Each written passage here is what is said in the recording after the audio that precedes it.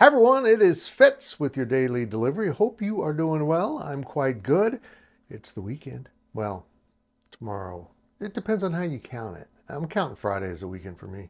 It's the off season. But our first football practice that the media gets to cover is on August 1st. That's just next week. Football season's here. Oh man, that went fast. Hey, I'm going to talk about football season and my key games of the season after I remind you to please subscribe to this YouTube channel, hit the thumbs up, and leave those comments. Some of the comments are just wonderful. Some of you don't like me. That's kind of cool, because most people do. Huh, that's weird. So let's talk about the three biggest games on this schedule that I see for K-State.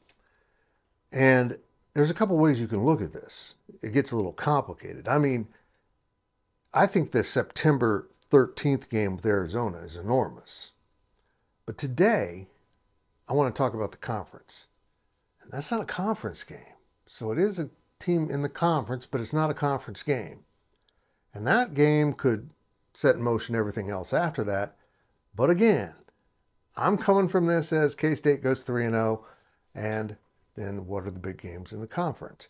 And it's kind of funny how it shook out when I went through the games, because they all end the month. On September 28th, Oklahoma State comes to Manhattan early in the schedule. Weirdly enough, there's two Big 12 games in September because of how the schedule falls. So K-State opens at BYU, but then they come home and play Oklahoma State. And I don't want to call it a revenge game, but K-State knows it stunk it up last year. And beating K-State put Oklahoma State in motion as they headed to the Big 12 championship. I just feel like the guys in the locker room are going to be keyed up for this game, and it's big. You don't want to lose to the Cowboys at home, as this series is slowly turning into a mini rivalry. I mean, I think now with Oklahoma gone, it could grow in heat and get a little more intense over the next few years. The next month closes October with the home game with Kansas. And if everyone's healthy, I mean, you got to have all the quarterbacks healthy. That's how I'm just going to do this. If everyone's healthy, this game's enormous because this KU team will be legit if Jalon Daniels is under center on October 26th. Dude's really good. I love watching him play. And K-State's got a pretty good quarterback too. I think this game being in Manhattan will be the difference. I hate to say this to the KU viewers. I think you missed your shot at beating the Cats last year. But with Jalon Daniels and Devin Neal and those other offensive weapons, I wouldn't put it past you. But it's been 15 years.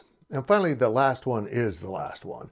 Iowa State on November 30th in Ames, I think will decide a team in the Big 12 championship.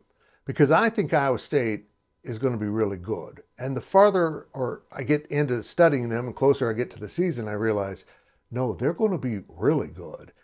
I thought Coach Campbell, Matt Campbell, did a great job last year with his team. He found a great quarterback, an absolute warrior, and I think Iowa State's going to be pretty good. Now, I challenge Ames to provide better weather for a football game than Manhattan did last year. It couldn't be much worse, but let's have a normal game this time around, and this series is definitely heating up. So not only are these three games really important to K-State's schedule, these three games are all rivalries of one sort. A new one with Oklahoma State, an old one with Kansas, and a pretty heated one with Iowa State. Let's get it going. The Cats open against Tennessee Martin, and I hope you can be there.